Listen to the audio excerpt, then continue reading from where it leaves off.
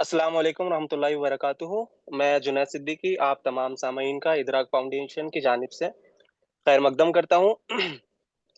آج کا سیشن اسلامی نقطۂ نظر سے دنیا کی تاریخ پر لکھی گئی انگریزی کتاب ڈیسٹنی ڈسرپٹڈ کا اردو ٹرانسلیشن قافلہ کیوں لٹا کے اوور ویو پر مبنی ہے۔ اس کتاب کے مترجم جناب ڈاکٹر ذکی کرمانی صاحب ہیں، جو آج ہمارے درمیان موجود ہیں۔ آپ کی شخصیت کسی تعارف کی محتاج نہیں ہے، اور آپ اسلام اور سائنس کے مطالعے کے شعبوں میں علماء اور قارئین میں ایک معروف شخصیت ہیں۔ But it's an honor for me to introduce Dr. Zaki Kirmani Sahab through Idrak's platform today. Born on June 28th, 1950, Dr. Kirmani Sahab has dedicated his life to the intersection of Islam and science with profound focus on philosophy and sociology of science.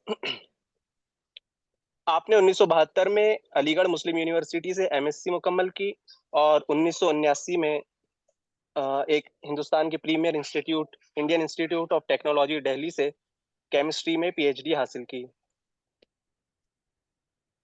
آپ نے اپنی تعلیمی سرگرمیوں کے بعد مین stream science کے ساتھ ساتھ اسلام کے متعلق خاص طور پر فلسافیکل اور سوشولوجیکل اسپیکٹ آف سائنس پر اہم کردار ادا کیا ہے۔ آپ کے کئی اہم شعبوں میں نمایاں کنٹریبیوشنز ہے which are but not limited to promotion of science in Muslim societies, development of Islamic scientific worldview, critical engagement with modern science, study of the sociology and philosophy of science from a Quranic perspective. اسی کے ساتھ ساتھ آپ کئی اہم اداروں کے بانی بھی رہے ہیں، جیسے کہ جرنل آف اسلامک سائنس، ایک ایسا plate form which tries to explore the intersection of Islam and scientific knowledge، ایک اردو میگزین آیت which focus on popularizing science within the Urdu speaking Muslim world، ایک centre for studies on science, یہ ایک ایسا think tank which promotes critical discourse on Islam and science، اور اسی کے ساتھ ساتھ ایک Muslim association for the advancement of science also known as MAAS، which was established to coordinate nationwide efforts for science education and Islamic scientific revival، اور ایورس academy ایک ایسا publishing house which was dedicated or rather which is dedicated to intellectual and educational work on Islam and science۔ آپ نے متعدد research paper بھی لکھے ہیں اور کئی اہم انگریزی کتاب کے اردو ترجمہ بھی کیا ہے۔ انہی میں سے ایک آج ہم جس کتاب کے تعلق سے آپ کا اوور ویو دیکھنے والے ہیں وہ ڈیسٹنی ڈسرپٹڈ ہے، جس کا ترجمہ اردو میں قافلہ کیوں لٹا کے نام سے کیا گیا ہے۔ تو اسی کے ساتھ میں انوائٹ کرتا ہوں ڈاکٹر ذکی کرمانی صاحب کو کہ وہ اپنے اس کتاب کے تعلق سے اوور ویو پیش کرے۔ جزاک اللہ خیر۔ بسم اللہ الرحمن الرحیم۔ عزیز دوستو، میری آواز پہنچ رہی ہے صاف آپ لوگوں کو؟ میری آواز صاف آ رہی ہے، آپ کو پہنچ رہی ہے؟ جی الحمدللہ۔ تو دوستو، یہ کتاب قافلہ کیوں لٹا، جیسا کہ بتایا گیا، دی ڈیسٹنی ڈسرپٹڈ، تمیم انصاری جو کہ ایک افغان نژاد امریکی ہیں، امریکی اسکالر ہیں، انہوں نے یہ کتاب لکھی اور اپنی کتاب میں اس کا پس منظر انہوں نے بیان کیا ہے۔ پڑھنے کے بعد یہ اندازہ یہ ہوتا ہے کہ یہ ایک ایسے ذہن نے کتاب لکھی ہے جو اپنی ملت سے محبت کرتا ہے، اپنے مذہب سے بھی محبت کرتا ہے، اور اپنی تاریخ میں جو کچھ ہوا ہے اس کو اسی پس منظر میں ایک کرٹیکل انداز سے، لیکن حقائق پر مبنی آبجیکٹیو انداز سے لکھنے کی انہوں نے کوشش کی ہے۔ اپنے طرز کی یہ شاید میری معلومات کی حد تک ایک پہلی کتاب ہے، اور ابھی تک آخری کتاب بھی یہی ہے۔ اس میں ظاہر ہے کہ آغاز جو ہوتا ہے کتاب کا، تو یہ پری اسلامک پیریڈ سے ہوتا ہے، یعنی جس زمانے سے پروفیٹک ایکٹیویٹی مڈل ایسٹ کے علاقوں میں شروع ہوئی، اس وقت تہذیبی حالت کیا تھی، تو اس کو بھی احاطہ کرتے ہیں، وہاں سے اس کا آغاز ہوتا ہے، اور پھر ہوتے ہوتے پھر رسول اللہ صلی اللہ علیہ وسلم کی آمد اور پھر اس کے بعد جو اسلامی تہذیب کا ارتقا ہوا اور جو دنیا میں ڈومینیشن اس کا قائم ہوا، اس کا پورا احاطہ کرتی ہے، اور اس کے ساتھ ساتھ یا بلکہ یہ کہیں کہ اس کے جلو میں مغرب میں جو کچھ ہوتا رہا اس کا بھی احاطہ کرتی ہے، اور یہ بتانے کی کوشش کرتی ہے کہ یہ دو تہذیبیں کس طرح سے ان کا انٹریکشن ہوا ہے، اور کس نے کیا دوسرے کو دیا ہے، اور مغرب نے کس حد تک اسلامی تہذیب کے اس انٹریکشن کے نتیجے میں حاصل کیا، اور پھر ایک نئی تہذیب کھڑی کر دی۔ اس تہذیب میں اور اسلامی تہذیب میں بعض اعتبارات سے بہت بنیادی فرق ہے، لیکن بعض اعتبار سے بڑی بڑی مماثلت بھی ہے۔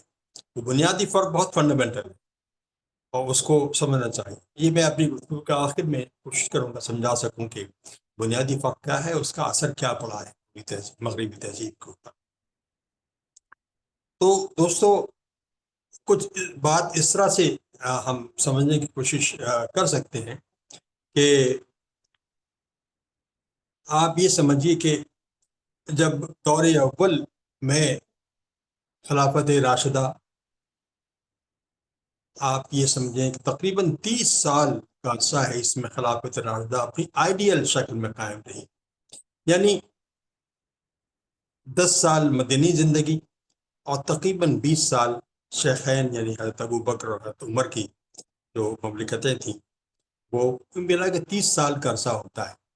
اس 30 سال میں اپنا جو اسلام اپنی اس فارم میں قائم رہا اور چلتا پھرتا نظر آیا جس فارم میں اللہ کے رسول نے اسے قائم کیا تھا اور اسٹیبلش کیا تھا۔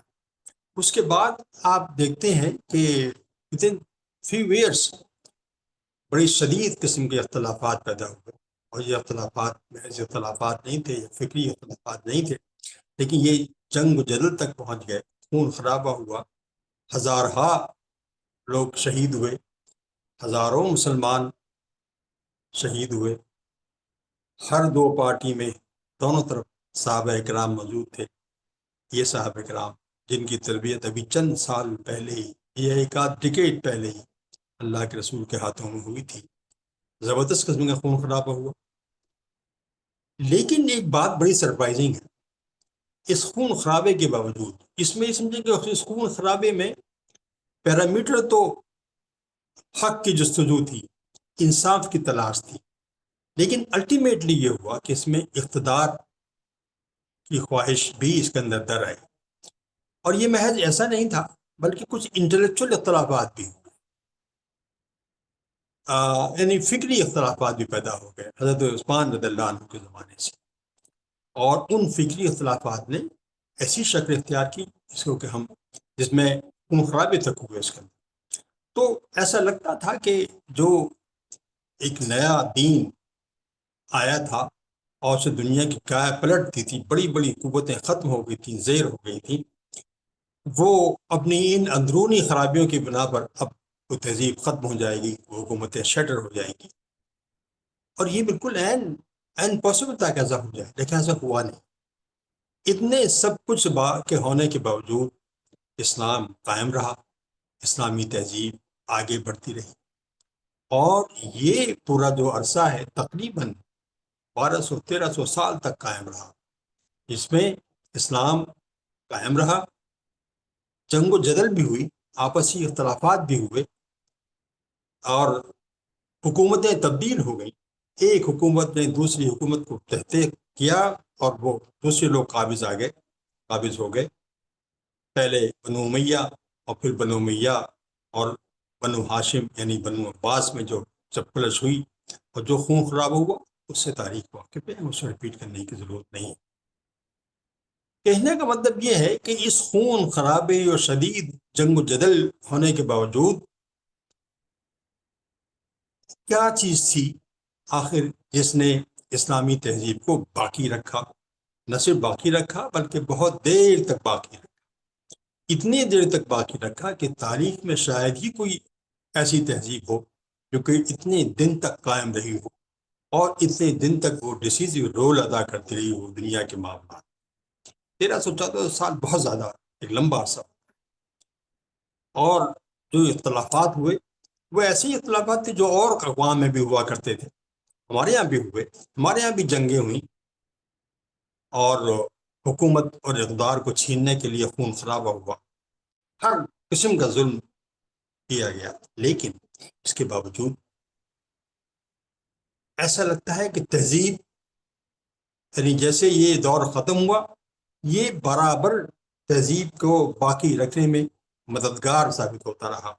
تہذیب متاثر نہیں ہوئی، اسلامی تہذیب باقی رہی، اقتدار کی شکلیں بدلتی رہی، لیکن اسلامی تہذیب کا احیا ہوتا رہا، بار بار ہوتا رہا، وہ بنیادی چیزیں جو تھی اسلام کی وہ قائم رہی۔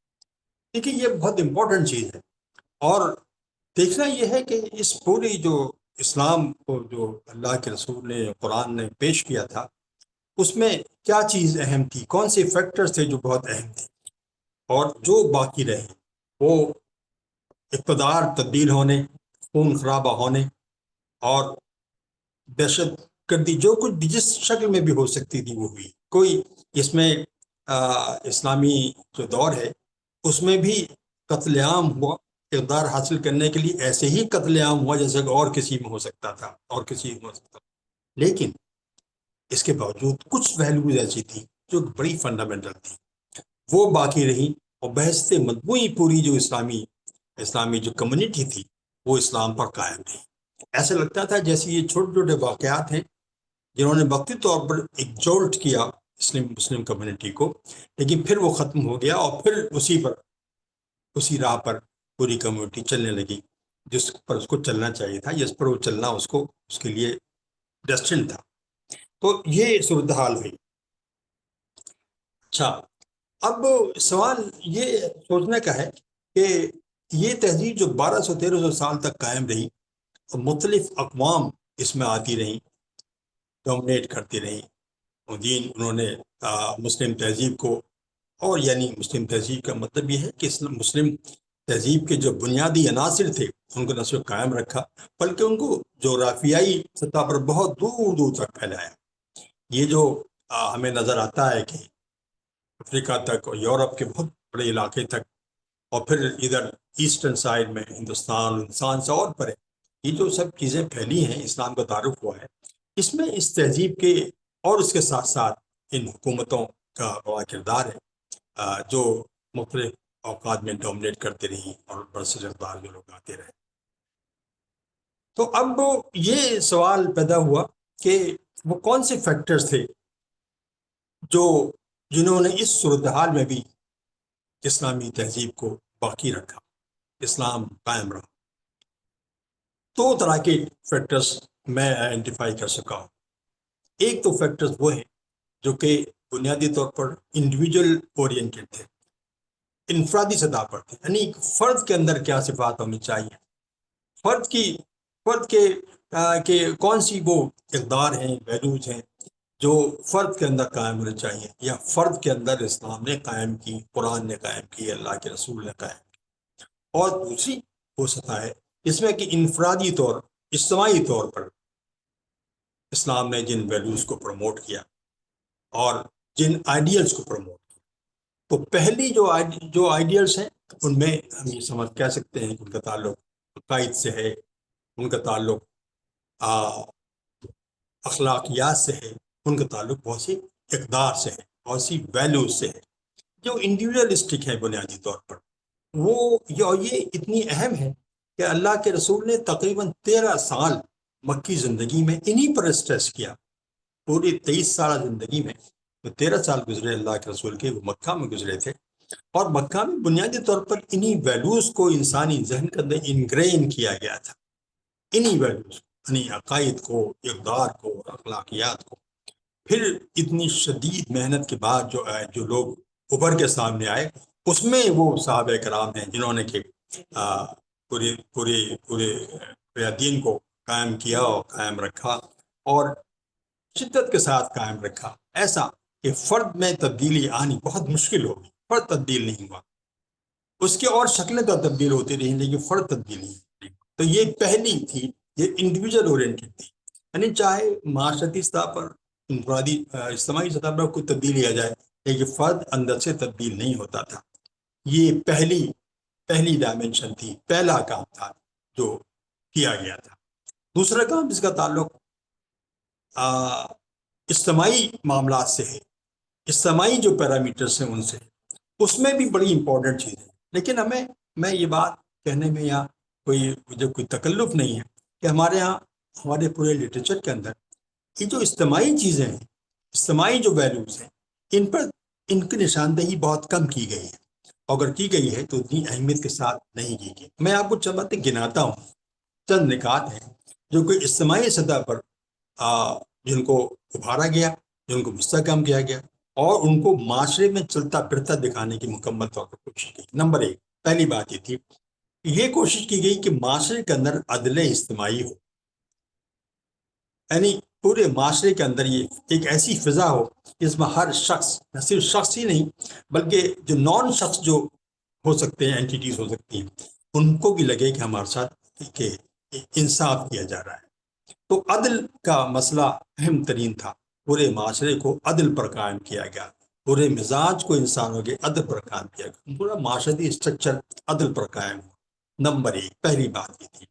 دوسری بات یہ تھی کہ انسان کو آزادی سے متعارف کرایا گیا۔ یہ آزادی ہر نوعیت کی تھی، یہ آزادی فکر و عمل کی بھی آزادی تھی اور اظہار کی آزادی بھی تھی، یعنی اس میں آدمی جو سوچنے کا پورا اختیار تھا، سوچ سکتا تھا۔ یعنی ہم امیجن نہیں کر سکتے کہ اللہ کے رسول موجود ہیں اور ایک شخص کو یہ جرت ہے کہ وہ قرآن کی کوئی آیت پڑھے اور اسے ایک مطلب نکالے، اس پر امپلیمنٹ بھی کرتے، اور رسول اللہ سے پوچھنے کی ضرورت بھی محسوس نہ کرے کہ میں نے یہ مطلب نکالا ہے۔ ایسے واقعات ہوئے ہیں، اب میں تفصیل تو نہیں بتا سکتا، لیکن بڑے انٹرسٹنگ واقعات ہیں کہ اللہ کے رسول موجود ہیں، یعنی مدینے میں موجود ہیں، لیکن ایک ایسا وقت آیا کہ ان کو فیصلہ کرنا پڑا۔ حضرت عمرو بن عاص کا واقعہ ہے، انہوں نے ایک فیصلہ کیا، اور وہ فیصلہ جب ہو گیا، امپلیمنٹ کر دیا، تو بعض لوگوں کو اس پہ اعتراض ہوا۔ اللہ کے رسول سے شکایت کی جب واپس آئے کہ اللہ کے رسول شخص نے ایسے سے کیا ہے، تو اللہ کے رسول نے ان سے پوچھا بلا کے کہ تم نے یہ فیصلہ کیوں کیا؟ تو انہوں نے کہا یا رسول اللہ، میں نے یہ آیات قرآن کی پڑھی تھی اور میں نے یہ مطلب نکالا۔ اللہ کے رسول یہ سنا اور صرف مسکرا دیے، اور اس کے نتیجے میں ایک بڑی آسانی مسلمانوں کو ہو گئی ان کے اس فیصلے کے نتیجے۔ تو میرا کہنا کا مطلب یہ ہے کہ آزادی فکر، آزادی عمل، آزادی اظہار، یہ بڑی امپورٹنٹ ڈائمنشن تھی اس مسلم معاشرے کی، جن کو پروموٹ کیا گیا، جن کو پروموٹ کیا، باقاعدہ پروموٹ کیا، ان کو سینکشن دی گئی کہ yes it should be done, اس کو انکریج کیا گیا۔ یہ ایک بڑی امپورٹنٹ چیز تھی۔ تیسری چیز یہ تھی، جان و مال، عزت و آبرو، ان کی حفاظت کو یقینی بنایا گیا، یعنی یہ نہیں ہو سکتا کسی کی جان کو آدمی آسانی سے لے لے، کسی کے مال کو آسانی سے قبضہ کر لیں، یہ ناممکن ہو گیا۔ معاشرے کی ساخت ایسی بنی جس میں جان کی حفاظت بھی تھی اور مال کی حفاظت بھی تھی، آدمی کی عزت کی حفاظت بھی تھی، آدمی کے آبرو کی حفاظت بھی تھی۔ اس کے ساتھ ساتھ یہ تھا کہ رسول اللہ نے باقاعدہ اپنی نگرانی میں یہ کوشش کی کہ لوگ اپنی معاشی کنڈیشن کو بہتر بنانے کے لیے مواقع تلاش کریں۔ آپ نے دکھائے کر کے کچھ بازار قائم کیے جہاں لوگ اپنی چیزیں بیچتے تھے لا کر، یہ بہت امپورٹنٹ چیز ہے۔ تو یہ اس معاشرے کی ایک معاشرتی صفت تھی جس میں یہ کیا گیا۔ پھر ایک بڑی اہم بات یہ تھی کہ قانون کو بالادست بنایا گیا۔ قانون بالادست ہے، قانون سب پر سپریم ہے۔ ایک فیصلے کے موقع پر اللہ کے رسول نے فرمایا کہ اگر یہ جرم محمد کی بیٹی فاطمہ سے بھی ہوا ہوتا تو اس کا انجام بھی یہی ہوتا، اس پر بھی یہی سزا نافذ کی جاتی۔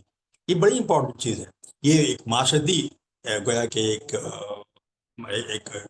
معاشرتی صورتحال تھی اور ایک معاشرتی ویلو تھی جس کو قائم کیا گیا، قانون کی بالادستی، سپریمیسی آف لا۔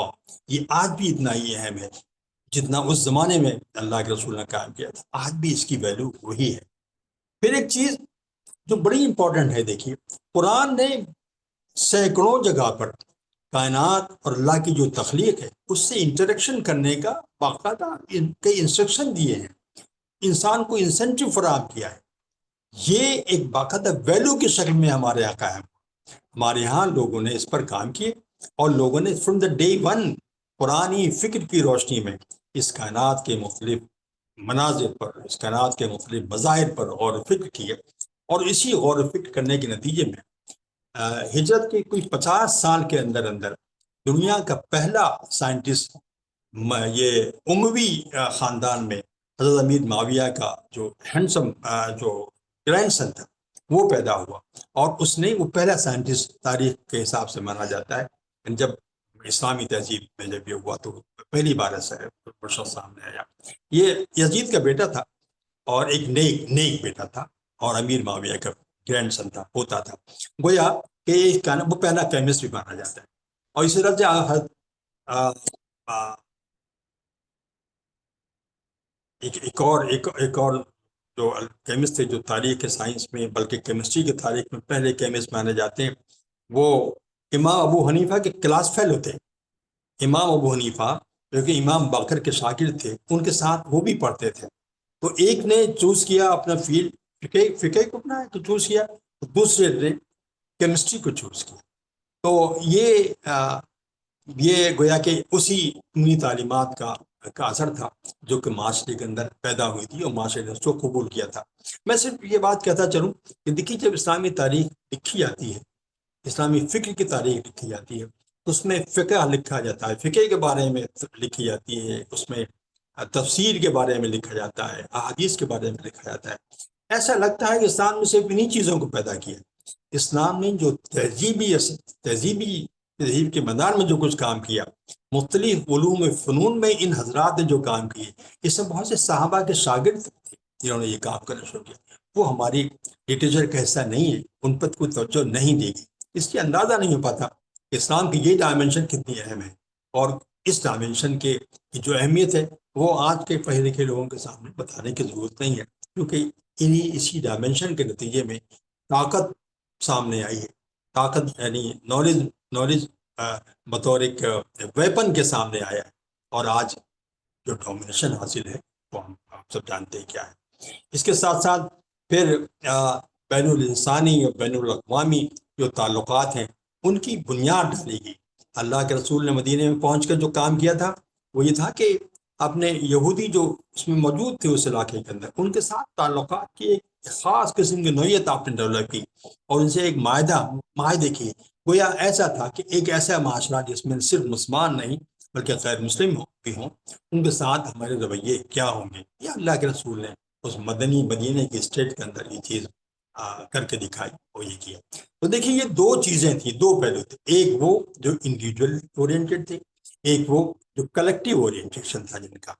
تو یہ دونوں آپ بھی سمجھیے کہ تاریخ کے اندر جو انڈیویجول اورینٹڈ جو ویلیوز ہیں، قدریں ہیں، اور جو عقائد ہیں، یہ ہمیشہ قائم رہے اور موجود رہے، اور ان پر لوگوں نے کیونکہ ان کا تعلق ذاتی زندگی سے تھا، تو ان پر کمزوری آتی تو انڈیویجول اورینٹڈ ایفرٹس کے ذریعے یہ کامیاب ہو جاتے۔ لیکن جن کا تعلق کلیکٹیوٹی سے تھا، جن کو میں نے ابھی تذکرہ کیا ہے، یہ سب چیزیں تھیں، یہ معاشرے سے متعلق تھیں۔ تو جو معاشرے کو جو قوتیں متاثر کرتی تھیں، وہی ان ویلیوز کا یہ کو پامال بھی کرتی تھی، اور انہی ویلیوز کو پروموٹ بھی کرتی تھی۔ تو گویا ان کا تعلق، ان کی نوعیت گویا اس طرح الگ الگ تھی۔ اچھا، اب دیکھیے پھر ہوا یہ کہ پورا معاشرہ 13 سے 14 سال جو کچھ بھی گزرے، ان میں بحث مجموعی یہ دونوں چیزیں قائم رہیں۔ انڈیویجول اورینٹڈ جو ویلیوز تھیں وہ بھی قائم رہیں، اور جو کلیکٹیو اورینٹڈ چیزیں تھیں وہ بھی قائم رہیں۔ یعنی کبھی ناانصافی پورے اسلامی معاشرے کے اندر، یہ 14 سال کی بات میں بتا رہا ہوں، اس میں ناانصافی نہیں ہوئی۔ اس کا ڈومینیشن، ایک جو ڈومیننٹ پیریڈ تھا وہ یہی تھا کہ انصاف کیا جاتا تھا۔ یہاں بھی ہندوستان میں جو بادشاہ رہے ان کا انصاف مشہور ہے، جہانگیر کا انصاف، عدل جہانگیری مشہور ہے۔ اسی طرح سے جانے کتنے یعنی کھلے عام ناانصافی ہو نہیں سکتی تھی اس معاشرے کے اندر۔ تو یہ جو معاشرے قائم رہے، یہ ویلیوز قائم رہی، لوگوں کو اپنے اپنے خیالات کا اظہار کرنے میں کوئی بات نہیں تھا، کوئی مسئلہ نہیں تھا، کوئی ان پہ کہہ نہیں سکتا تھا کہ ایسا کیوں ایسا کیوں۔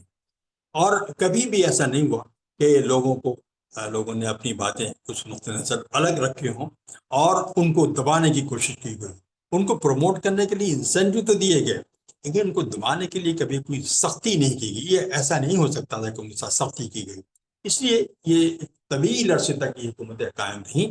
اور کیونکہ انسانی جو جو صلاحیتیں تھیں، انسانی جو عزائم تھے، ان کا تعلق کیونکہ فکر سے ہوتا ہے.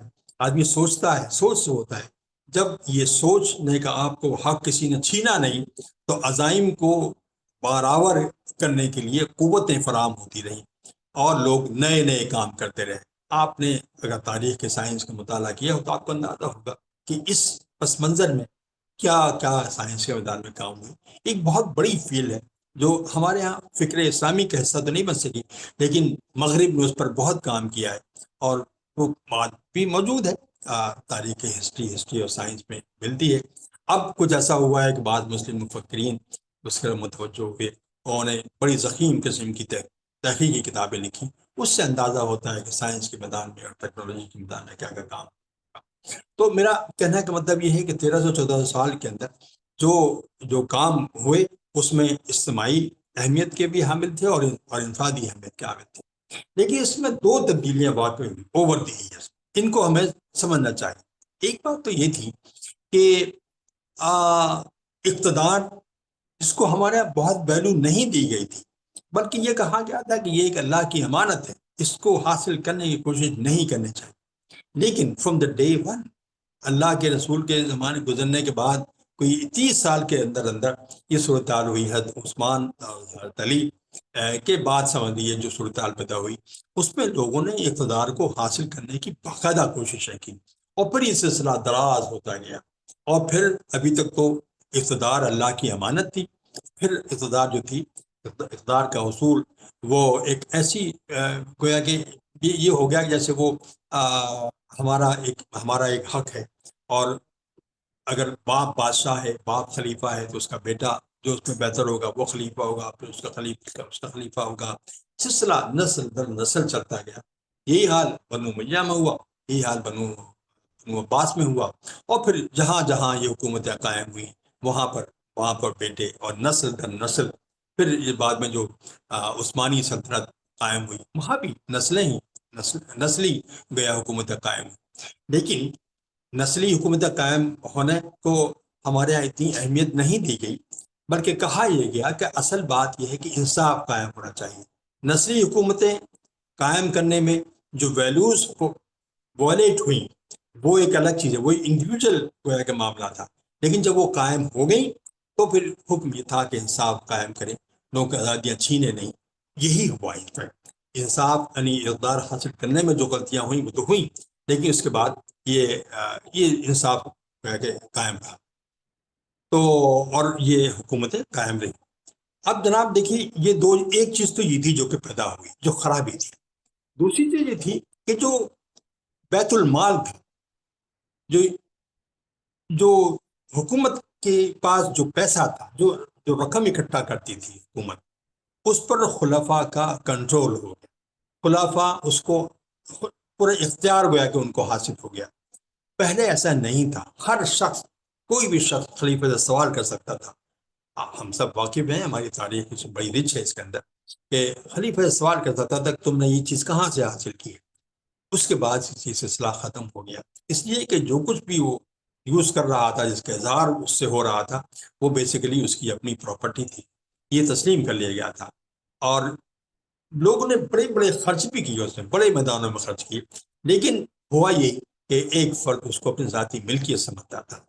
تو یہ دو باتیں اس پوری اجتماعی معاملات کے اندر سامنے آئیں، اور ان کے نقصانات بڑے گویا کہ گہرے ہوئے. یہ دو چیزیں تھیں. اچھا، اب بھی یہ سمجھیے کہ ایک وقت ایسا آیا کہ دنیا میں اسلامی مملکت کے علاوہ کوئی بڑی حکومت تھی نہیں. ہندوستان سے لے کے ایران اور پھر یہ جو ترکی کا یا مڈل ایسٹ کا جو علاقہ ہے پورا، عثمانی سلطنت، یہاں پہ مغلیہ سلطنت، ایران کے اندر عباسی سلطنت، اور بنو عباس تو نہیں تھے خیر، شہنشاہ شاہ عباس کی حکومت تھی. اور ترکی کے اندر جو عثمانی سلطنت تھی اس میں کچھ بڑے بڑے لوگ تھے. تقریباً 100 یا 110 سال کا عرصہ ہے جس میں مغلیہ دور میں اکبر اعظم، اسی میں عباس اعظم اصفہان کے، ایران کے، اور اسی میں جو تیسرے اعظم تھے سلیمان اعظم، یہ ترکی کے، عثمانی سلطنت کے. یہ تینوں تقریباً 100 سال کے عرصے میں یہ تین بڑے بڑے عظیم بادشاہ رہے ہیں، اور ان کا مقابلے کا دنیا میں کوئی اور شخص نہیں تھا. ہر اعتبار سے، تہذیبی اعتبار سے بھی ان کا دور ایک ایسا دور تھا جو کہ بہت زبردست دور تھا، اور لوگ اس کو یعنی بڑی اس کی نظر سے دیکھتے تھے، رش کی نظر سے دیکھتے تھے. اور سلمان اعظم سے کون واقف نہیں؟ بنو یہ شاہ عباس جو ایران کے تھے، ان کے بارے میں مشہور ہے کہ اصفہان جو ان کا کیپٹل تھا، کہ اصفہان نصف جہان. اگر کسی نے اصفہان کو دیکھ لیا اس کا مطلب یہ کہ آدھی دنیا دیکھ لی. اتنا خوبصورت، اتنا ترقی یافتہ شہر تھا. تو ود ان 100 ایئرس ان کے انتقال، ان تینوں بادشاہوں کے انتقال کے بعد تقریباً 100 سال کے اندر یہ اتنی زبردست سلطنتیں کولیپس کر گئی، ٹوٹ پھوٹ کا شکار ہو گئی. اب سوال یہ ہے کہ جو چیزیں جو معاشرہ اتنی ان بنیادوں پر قائم رہا ہو، آخر کیا وجہ تھی کہ وہ کولیپس کر گئی؟ ہم نے جن ویلیوز کو آئیڈینٹیفائی کیا ہے وہ ویلیوز کچھ انڈیویجول اورینٹیڈ تھی اور کچھ اجتماعی اورینٹیڈ تھی. خرابی کچھ انڈیویجول اورینٹیڈ میں آئی تھی، جو اور خرابی اجتماعی جو اورینٹیڈ تھا اس میں بھی خرابی آئی تھی.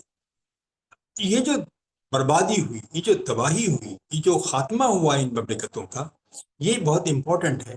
اور اسی کی طرف اس کتاب کے اندر توجہ دلائی گئی ہے. آخر کیا وجہ تھی کہ یہ کولیپس کر کے؟ ظاہر ہے کتاب لکھنے کا ایک انداز ہوتا ہے، آپ پورا اپنی ان ویلیوز سے جن پر آپ ایمان لاتے ہیں، ایمان لائے ہوتے ہیں، ان پر مکمل طور پر اپنے ان کو باعث بنا کر، ان کو بیس بنا کر اور باعث انداز میں آپ تجزیہ نہیں کرتے، جو عام طور پر جو اس وقت کا جو ٹریڈیشن ہے لکھنے کی. لیکن بٹوین دی لائن ہوتی یہی ہے کہ کچھ ویلیوز سے انحراف ہونے لگا تھا، اور یوں ایسا. اب وہ انحراف کیا تھا؟ اس انحراف کے بارے میں اگر آپ پوری کتاب کا مطالعہ کریں تو ایسا لگتا ہے میں آپ کو یاد دلاتا ہوں، کتاب کو پڑھیں گے تو آپ کو اندازہ ہوگا کہ سلیمان اعظم کے بعد جو لوگ برسرے آئے ترکی کے اندر، سلیمان اعظم لاسٹ، ادھر اکبر اعظم ود لاسٹ آئے. وہ اتنے قابل نہیں تھے، اتنے پرعزم نہیں تھے. ان کا جو کردار تھا وہ اتنا زبردست و بلند والا نہیں تھا کہ وہ اتنی بڑی مملکتوں قائم بھی کر سکے. کیا وجہ ہوئی؟ کیا یہ انڈیویجول چیزیں تھیں؟ میں یہ سمجھتا ہوں کہ بہت بڑی امپورٹنٹ چیزیں ہیں جن پر ہمیں غور کرنا چاہیے کہ جو وہاں اس وقت ڈیولپ ہوئی، اور اس کے نتیجے میں یہ ڈیٹیریشن آیا. دیکھیے ایک بات بہت واضح ہے کہ انسان ترقی اس وقت کرتا ہے جبکہ اس کو کی خواہش ہوتی ہے. ہر انسان انوویٹو ہوتا ہے، ہر انسان کچھ نہ کچھ کرنا اور کچھ نہ کچھ آگے بڑھنے کی خواہش اس کے اندر ہوتی ہے. یہ بالکل فطری چیز ہے. تو اگر آپ کا معاشرہ ایسا ہوگا کہ جو انوویشن کو پروموٹ کرے گا، جو آپ کو آزادی پروموٹ کرے گا، یعنی آپ آزادی سے سوچیں، آزادی سے کریں، اس کو پروموٹ کرے گا، تو معاشرے کے اندر ترقی ہوگی اور معاشرے میں نئی چیزیں ڈیولپ ہوں گی، پیدا ہوں گی. عیسائی معاشرے کی خوبصورتی یہ تھی کہ اس میں یہ تمام چیزیں بحث مطبوعی موجود تھیں. جیسا کہ میں نے شروع میں عرض کیا کہ حکومتیں بدلی لیکن یہ ویلیوز تبدیل نہیں ہوئی تھی. لوگوں کو آزادیاں حاصل تھیں، لوگ آزاد تھے، سوچتے تھے، اور جو معاشی طور پر ترقی کرنے کی کوشش کرنے میں جو نئی چیزیں کر سکتے تھے وہ کرتے تھے. یہ تاریخ کا ہمارے حصہ ہے. تو جب تک یہ حالت رہی اس وقت لوگ نئی چیزیں انوینٹ کرتے رہے، نئے کام ہوتے رہے، ترقی ہوتی رہی. اس کے ساتھ ایک چیز اور آتی ہے، وہ یہ ہے کہ نہ صرف آپ کو ترقی ہی نہیں کرنی، بلکہ اگر یہ ہو رہی ہے آپ سے الگ، آپ سے آزادی فکر کی، آزادی اظہار کی اور آزادی عمل کے پس منظر میں آتا ہے کہ اسی کا حصہ بھی ہے. تو یہ ہوا کہ جب ازمہلال طاری ہوا. میں آپ کو ایک مثال دے دوں کہ سلمان دی میگنیفیشنٹ کے بعد جو جو سلاطین اس میں ترک سلاطین عثمانی سلطنت میں آئے، تو انہوں نے ایک بہت بڑی جنگ کے اندر یورپ سے مقابلے میں شکست ہوئی. جب شکست کی خبر وزیر اعظم کے پاس آئی، انہوں نے اپنی داڑھی کا ایک بال توڑا اور کہا کہ صرف اتنا نقصان ہوا ہے، ابھی دوسری تیاری کریں گے، دوسری جنگ ہم کریں گے. یعنی وسائل کی کوئی کمی نہیں تھی. پھر اگلے سال یا 2 سال بعد پھر دوسری جنگ کی اور اس سے زیادہ وسائل تھے، لیکن بدقسمتی اس میں بھی شکست کھا گئی. اب یہ سوچنا تھا کہ آخر کیا وجہ ہے، مغرب سے شکست کیوں کھا گئے؟ اب تک دنیا کی سب سے بڑی طاقت تو جنگوں میں لگاتار ہار گئی. تو پھر سوچنا شروع کیا کیا کچھ اور فرق پیدا ہو گیا ہے. تب ان کی آنکھ کھلی کہ جو نئے نئے طریقے ڈیفینڈ کرنے کے، ترقی کرنے کے، اور جو انوویشن جو مغرب میں شروع ہو گئے تھے، ان سے ہم نابلد ہیں، ان سے ہم واقف نہیں ہیں. چنانچہ مغرب ڈر آیا مساوی معاشروں میں اور حکومت کی زیر سرپرستی آئی. آپ دیکھیں کہ یورپ ہو، یعنی یورپ کا کہ سفرا کا آنا جانا وہاں پر، ادھر مغلیہ دور کے اندر جہانگیر کے زمانے میں انہوں نے گھڑیاں ہاتھ کی گھڑیاں بادشاہ کو پیش کی. تو بادشاہ نے ان کے تحفوں کو تو قبول کیا، لیکن شاید یہ خیال نہیں آیا کہ یہ گھڑیاں ان کی مملکت میں نہیں بن سکتی تھی. ان کے یہاں لوگ کم نہیں تھے، ان کے یہاں بن سکتی تھی، لیکن وہاں کی چیزیں ایکسیپٹ کی گئیں، بطور تحفہ کی گئیں. یہاں بننا نصیب نہیں ہوا، یہاں بنانا نصیب نہیں ہوا. تو گویا میرے کہنے کا مطلب یہ ہے کہ انسانی آزادی بتدریج یہ ہوا کہ انسانی جو آزادی تھی اور انسانوں کو آزادانہ طور پر کچھ کرنے کی جو صلاحیت تھی، وہ آہستہ آہستہ کم ہونے لگی.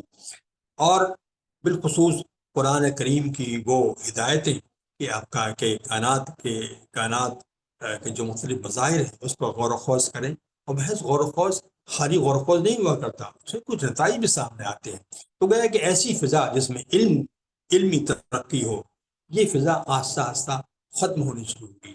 اور اس میں کوئی عجیب الشان واقع ہوا کہ جب وہ پرنٹنگ پریس بنا، تو پرنٹنگ پریس کو محض اس بنا پر اپنے ہاں ترکوں نے اپنے ہاں پنپنے نہیں دیا کہ اس کے آنے کے نتیجے میں جو ایک بہت بڑی تعداد جو اسکرائبس کی تھی، جو کہ ہاتھ سے خوشخط لکھنے والے جو تھے، پہلے ہاتھ سے لکھ کے کتابیں لکھی جاتی تھی، وہ ان کی روزی روٹی ختم ہو جائے گی. اس بنا پر اس کو پروموٹ نہیں کیا گیا.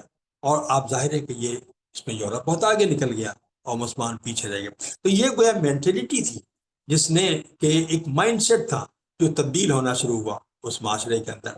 تو گویا آزادی اور آگے بڑھنے کی کوشش اور انصاف کا ہمارے ہاں بالعموم ہمارے ہاں انصاف قائم رہا. اور ایک بہت طویل عرصے کے بعد انصاف گویا کہ متاثر ہوا انصاف کا. لوگوں نے انصاف کی جو صورتحال تھی وہ ڈیٹیوریٹ ہوئی، لیکن بحث مطبوعی ہمارا قائم رہا. لیکن یہ جو حقوق اور یہ جو جیسا کہ میں نے عرض کیا کہ جو آزادی فکر جو ہے، آزادی اظہار جو ہے، یہ بالعموم متاثر ہونے لگی. اور تو گویا پورے ڈیٹیوریشن میں جو عالم اسلام میں جو تبدیلی آئی اور لوگ کمزوری پڑ گئی، اس میں یہ فیکٹر تھے کہ اس میں وہ جو بنیادی ویلیو تھی جن کو قرآن کریم نے بلکہ اللہ کے رسول نے مدینے پہنچنے کے بعد جن کو پروموٹ کیا تھا اور جن کے نتیجے بہت تیزی سے اسلام ڈیولپ ہوا تھا، اسلامی تہذیب آگے بڑھی تھی، اس میں ڈیٹیوریشن ہو گیا، اس میں کمی آ گئی. اور یوں پھر یہ بتدریج وہ آگے بڑھتی گئی اور عالم اسلام جو تھا وہ کمزور ہوتا گیا۔ اب دیکھیں یہ جو تجزیہ ہے، تقریباً یہ تجزیہ وہی ہے جو تمیم انصاری نے اپنی کتاب میں پیش کیا ہے۔ ان سو مینی ورڈ تو نہیں، یہ بات نہیں کہی گئی، لیکن بٹوین دی لائن اصل بات یہی ہے جو میں کہنے کی کوشش کی۔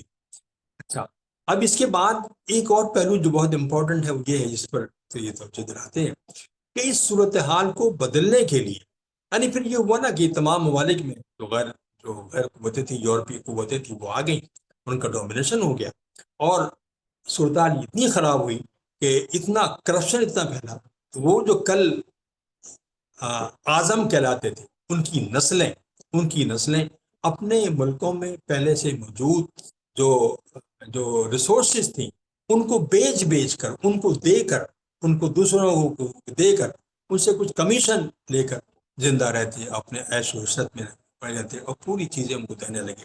ایران کی تاریخ کی اسی حد تک مڈل ایسٹ میں بھی یہ ہوا، اور اسے ہی ہمارے ہندوستان کے اندر ہوا۔ انسان کی تاریخ بڑی بری ہے، بہت بری ہے۔ اس معاملے میں جو لوگ جانتے ہیں وہ اندازہ ہے کس طرح سے ہم نے اپنی چیزوں کی حفاظت کے لیے ان کی جو مغربی جو لوگ آئے تھے ان کی افواج کو استعمال کیا، ان کو اجازت دی کہ اپنی فوج رکھیں اور ہماری اپنی چیزوں کی حفاظت کریں۔ تو گویا یہ صورتحال تھی، اس کے نتیجے میں یہ۔ تو اب یہ ہے مسئلہ کہ جس چیز میں ڈیٹوریشن ہوا وہ انڈیویجول ٹریٹس نہیں تھے، وہ انڈیویجول اور انفرادی جو قدریں تھیں اور جو عقائد تھے، اخلاق تھے، وہ تبدیل نہیں ہوئے تھے، بلکہ جو انفرادی سطح کی جو چیزیں تھیں ان میں وہ متاثر ہونے شروع ہو گئی، اور جیسا کہ ان کو میں نے 7-8 گنایا، اور بھی اس میں اضافہ ہو سکتا ہے۔ ان میں جب ڈیٹوریشن ہوا تو بتدریج وہ حکومتوں کے کولیپس پر نتیجہ نکلا ان کا، اور دوسرے لوگ ان تمام علاقوں میں قابض ہوتے چلے گئے۔ تو اب سوال یہ ہے کہ جو راستے مقرر کیے گئے، جو طریقے لوگوں نے سوچے کہ اس طرح سے صورتحال کو بدلا کیسے جائے، تبدیل کیسے کی جائے صورتحال کو، ٹریجڈی یہ ہوئی کہ اس میں بھی دو طرح کے اٹیمپٹ کیے گئے۔ ایک وہ جن کو ہم کلاسیفائی کر سکتے ہیں کہ یہ وہ طریقے تھے جس میں پہلی والی جو اولین ویلیوز تھیں، یعنی لوگوں کے اخلاق کے صورتحال کو سنوارنا، لوگوں کے جو عقائد کو درست کرنا وغیرہ، ان پر توجہ زیادہ رہی۔ آپ دیکھ لیں عبداللہ بن وہاب کی تحریک ہو، یا بعد میں یہ تحریک ہو، یا پھر یہ کہ بعد میں تبلیغی جماعت کی تحریک ہو، یا یہ جو تحریکات اسلامی کے نام سے جو جماعتیں مشہور ہیں ان میں بنیادی طور پر اسلام کی فہم پر توجہ دی گئی کہ اسلام کا فہم ہی اصل چیز ہے۔ عبداللہ بن وہاب کی تحریک صرف بدعتوں سے پاک کرنے کے لیے تھی۔ اس کے بعد تبلیغی جماعت کا یہ کام ہوا کہ انہوں نے یہ کوشش کی کہ اگر اللہ سے تعلق جڑ جائے گا عبادتوں کی شکل میں وغیرہ وغیرہ، ہم سب جانتے تو ہمارے مسائل ہو جائیں گے۔ یہ ایک تجزیہ تھا۔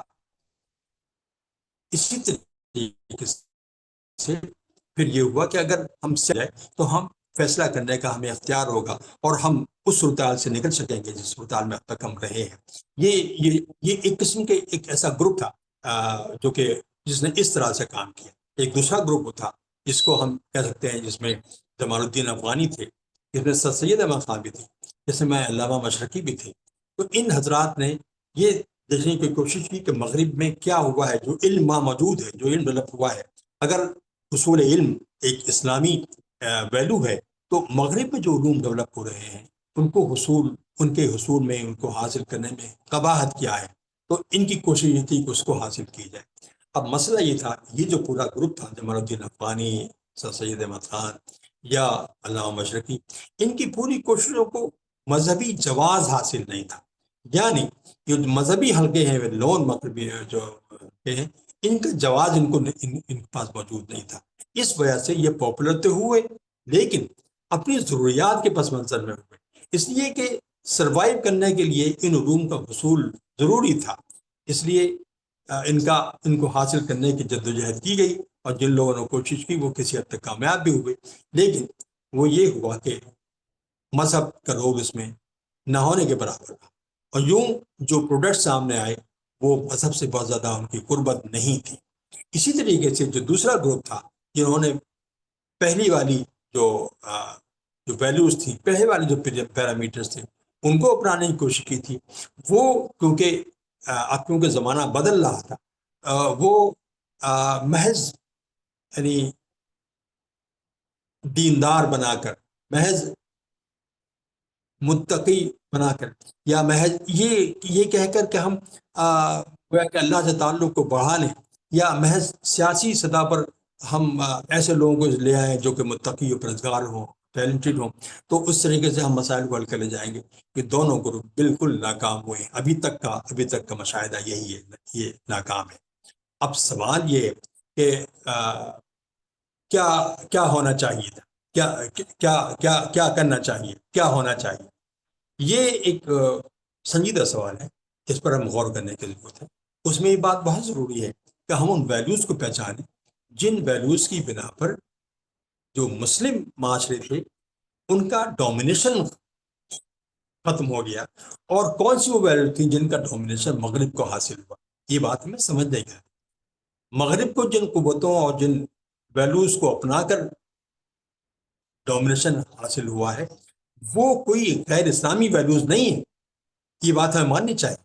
ان کے ہاں آزادی فکر بالکل شروع سے فرام دا ڈے ون قائم ہوئی، ان کے ہاں جدوجہد اور علوم حاصل کرنے کی کوشش اور اپنے آپ کو اکانومیکلی ایڈوانس کرنے کی کوشش شروع سے کیا رہی، اور نئے انوویٹو طریقے جو آزادی کا شاخسانہ ہوا کرتے ہیں وہ ان کے ہاں رہے، اور انہوں نے وہ مقامات حاصل کیے جو کہ جس کی بنا پر ان کو ڈومینیشن حاصل ہے۔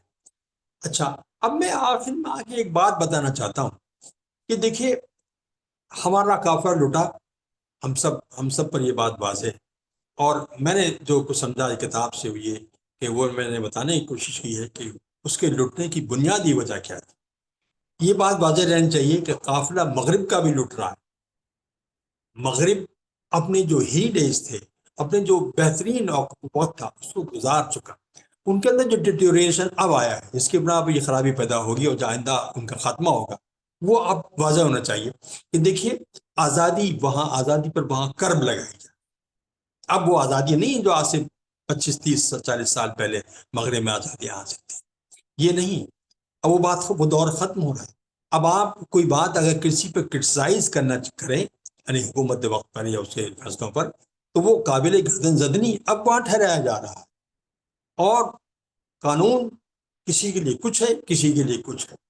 جو پہلے مغرب کا ایک حر امتیاز تھا کہ سپریمیسی لا سپریم ہے، اب ایسا نہیں رہا، تو گویا ان کے قافلے کے لٹنے کا بھی آغاز ہو چکا ہے۔ جو ہم جن مراحل سے گزرے ان مراحل سے اب مغرب گزر رہا ہے، اور یقیناً وہ بہت دور نہیں ہے جبکہ وہ گویا کہ اسی انجام سے دوچار ہو جس انجام سے مسلمان اور اسلامی کمیونٹی دوچار ہوئی تھی۔ اب دیکھیے مسئلہ یہ ہے کہ ہمارے پاس وہ بنیادی علم کا وہ بنیادی علم کی وہ بنیاد موجود ہے جس نے ہمیں یہ سکھایا تھا کہ یہ قدریں چاہے وہ اجتماعی ہوں یا انفرادی، یہ قرآن سے ماخوذ ہے۔ جتنی قدروں کو میں نے اجتماعی قدریں کہا ہے اور جن کے ڈیٹیوریشن کے نتیجے میں اسلامی تہذیب متاثر ہوئی ہے، یہ اسلام کا مسلمانوں کا ڈکلائن ہوا ہے، وہ قدریں بنیادی طور پر قرآن کی دی ہوئی قدریں ہیں۔ اگر ہم یہ انڈرسٹینڈنگ اور یہ فہم ہمیں حاصل ہو کہ یہ اسلام کا تقاضا ہے کہ ان قدروں کو ہم اثر نو ان کا جائزہ لے کر ان کو اپنی امپلیمنٹ کرنے کی کوشش کریں، محض انفرادی جو حصولیابیاں ہیں وہ عقائد کی شکل میں ہوں یا اللہ سے محبت، اللہ سے تعلق کی شکل میں ہو یا تقویٰ کی شکل میں ہو، وہ ہی کافی نہیں ہے، بلکہ یہ جو اجتماعی یہ معیارات ہیں ان معیارات کا اصول جو اجتماعی پیرامیٹرز ہیں ان کو حاصل کرنے کی کوشش بھی اسلام کا تقاضا ہے، اور اسلام کے تقاضے کے طور پر ہی اسے لینا چاہیے۔ ہمارے یہاں پورے لٹریچر کے اندر ہماری جو اس وقت جو لٹریچر سے متاثر ہیں، ان کو اسلام کے تقاضے کے طور پر پیش نہیں کیا گیا۔ کہیں کہیں آپ کو مل جائے گا، لیکن پوری جو جدوجہد ہے، جو تحریک کی جو جدوجہد ہوتی ہے، یہ اسلام کی جو جدوجہد ہو کہیں بھی ہو، اس میں ان اجتماعی تقاضوں کو اسلامی تقاضے سمجھ کر نہیں پیش کیا گیا۔ اس لیے ان چیزوں یہ نعرے ہمارے یہاں اجنبی نعرے لگتے ہیں۔ آزادی فکر بنیادی طور پر مغرب کا ایک نعرہ نظر آتا ہے۔ تو یہ چیزیں جو ہیں، یہ اس کو ہمیں اوور کم کرنا پڑے گا۔ کائنات کے اندر غور و خوض کرنا اور کائنات کے جو مظاہر ہیں ان پر ان کو غور و فکر کرنا، ان پر ریسرچ تحقیق کرنا، یہ قرآن کا تقاضا ہے۔ قرآن ہم سے کہتا ہے، لیکن ہم جب یہ بات اگر کوئی کہتا ہے تو یہ بالکل ایک مغربی بات نظر آتی ہے کہ مغرب میں ایسا ہو رہا ہے، جبکہ ایسا نہیں ہے۔ اگر ہم اپنا اورینٹیشن تبدیل کریں تو اور اپنی فکر کو تبدیل کریں تو یقیناً یہ جو اجتماعی پیرامیٹرز ہیں یہ بھی ایک اسلامی پیرامیٹر بن کے سامنے آئیں گے، اور ہم پھر اپنے آپ کو گویا کہ اس مقام پر لا سکیں گے۔ ایک آخری بات کے طور پر میں کہوں گا تو یہ کہ دیکھیے، جب ان پیرامیٹرز کو مسلمانوں نے اپنایا تو تقریباً 1300 سال اسلام اپنی انڈیویجل اور انفرادی شکل میں ڈومیننٹ رہا، کوئی اس کا مد مقابل نہیں تھا۔ انسانی صلاحیتیں ایسا ہوا جیسے کہ ایک انلیش ہو گئی، یعنی ایسا جیسے بس سمندر ایک دہانہ کھل گیا ہو، لوگ بے تحاشا انداز میں ہر میدان میں کام کرنے لگے، کوئی میدان ایسا نہیں خالی تھا جس میں مسلمانوں نے کام نہیں کیا ہو۔ ایسا ہی حال مغرب میں بھی۔ مغرب میں جب آزادیاں دی گئیں، لوگوں کو ماحول فراہم کیا گیا، تو ہر میدان میں کام، ہر میدان میں کام، بے تحاشا کام۔ ہم نے کائنات کے رازوں کو کھولا، ان رازوں کو سمجھ کر اپنی زندگیوں کو متاثر کرنے اور ٹھیک کرنے کی کوشش کی، لیکن یہ اس کی لائف بہت کم ہے۔ اس کی لائف 100 سال سے زیادہ نہیں ہے۔ 100 سال سے زیادہ یہ صورتحال باقی نہیں رہ سکی۔ وجہ کیا تھی؟ کہ اس کی جو بنیادیں تھیں وہ الہی بنیادیں نہیں تھیں۔ اس کی بنیادیں ہمارے تجربے اور ہمارے فائدے تھے۔ انسان نے معلوم یہ ہوا کہ انسان اپنے تجربے، اپنی محنت سے بھی بہت سی چیزوں کو حاصل کر لیتا ہے، بہت سے حقائق کو جو خالصتاً قرآنی حقائق ہوتے ہیں، لیکن ان پر عمل کرنے کے لیے جب قرآنی انسینٹیو ہوتا ہے تو اس تہذیب کی عمر 1200-1300 سال ہوتی ہے۔ لیکن اگر یہ انسینٹیو قرآن سے نہیں آتا، ہمارے فائدوں اور ہماری ذاتی ریسرچ اور تحقیق سے ہی اس کی جڑیں پیوست ہوتی ہیں، تو ہوتی تو ہیں، حاصل تو ہوتا ہے بہت کچھ، لیکن اس کی عمر 50-60 سال سے 100 سال سے زیادہ نہیں ہوتی۔ ہمارا مشاہدہ، ہمارا تجربہ یہ بتاتا ہے۔ اس پوری کتاب میں قافلہ کیوں لٹا ہے، بیسیکلی یہی پس منظر ہے، یہی اس کی بنیادی فکر ہے۔ اور میں یہ دیکھتا ہوں کہ اس کو اسی طرح سے ہمیں سمجھنا بھی چاہیے اور اس سے ہمیں لینا بھی چاہیے۔ مجھے امید ہے کہ یہ گفتگو جو میں نے آپ کے سامنے پیش کی ہے، یہ اس کا ماحصل ہے۔ بٹوین دی لائن جو کچھ میں نے سمجھا ہے، کتاب کے ہر لفظ کو میں نے پڑھا اور پھر اس کا ترجمہ کیا ہے، میں اس کی بٹوین دی لائن چیزوں سے واقف ہوں۔ وہ چیزیں میں نے آپ کے سامنے پیش کی۔ یقیناً کوئی کتاب ایسی نہیں ہوتی، انسان کی لکھی کتاب، جس سے آپ اختلاف نہ کر سکتے ہو۔ یقیناً اس سے بہت سے پہلو ایسے ہوں گے جو کہ اختلاف کیا جانا چاہیے، لیکن اور اختلاف کیا جا رہا ہے، یہ اختلاف کیا جاتا رہے گا۔ ہر کتاب کا حال یہی ہے، ہر انسانی کوشش کا حال یہی ہے، اور اس کے ساتھ بھی ایسا ہی بات بہت صحیح ہے، مناسب ہے۔ جو کچھ کمنٹس میں نے دیکھے، مجھے خوشی یہ ہوئی کہ لوگوں نے کتابیں پڑھی، لوگوں نے سوچا، اور کہ یہ اس طرح سے نہیں، اس طرح ہونا چاہیے تھا۔ لیکن میرا جو انڈرسٹینڈنگ ہے آپ کے سامنے پیش کر دی ہے، یہ ہے صورتحال جس کی بنا پر ہمارا قافلہ لٹا ہے، اور جس کی بنا پر اب مغرب کا قافلہ بھی لٹ رہا ہے۔ اس کی عمر زیادہ نہیں ہوئی۔ بہت بہت شکریہ، آپ نے مجھے بہت پیشنٹلی سنا۔ مجھے نہیں معلوم میں کتنے دیر بول چکا ہوں۔ آپ لوگوں نے ٹھیک ہے، میں تقریباً 40-45 منٹ بول چکا ہوں۔ بہت بہت شکریہ آپ لوگوں کا. اس پر آپ ڈیبیٹ کر سکتے ہیں, ڈسکس کر سکتے ہیں, کچھ سوالات ہوں مجھ سے کر بھی سکتے ہیں. جی جی جزاک اللہ صاحب. تو ابھی کوشچن کا سیشن رہے گا. شرجیل بھائی شرپا کو انمیوٹ کریں گے کیا؟ They can ask question. Junaid آپ ہینڈل کیجیے. آپشن دے دیا ہے انمیوٹ کا میں نے. ان کا سوال ہوں وہ اپنا ہاتھ کھڑا کریں, اور اس کے بعد میں سوال پوچھ سکتے ہیں. چیٹ میں بھی پوچھ سکتے سوال.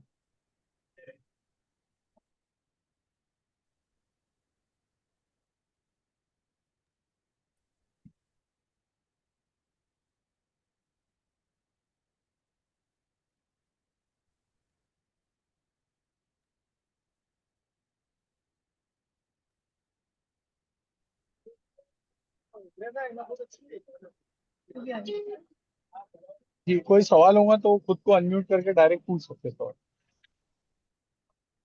سر ایک میرا سوال ہے. سر آپ نے ماشاء اللہ بہت ہی اچھے سے کور کیا اس کو, اور پوائنٹ ہی بہت ہی بریلینٹ طریقے سے رکھا. بٹ ابھی آج کی تاریخ میں یا آج کے جو ہے زمانے میں ہم کو کرنا کیا چاہیے سر,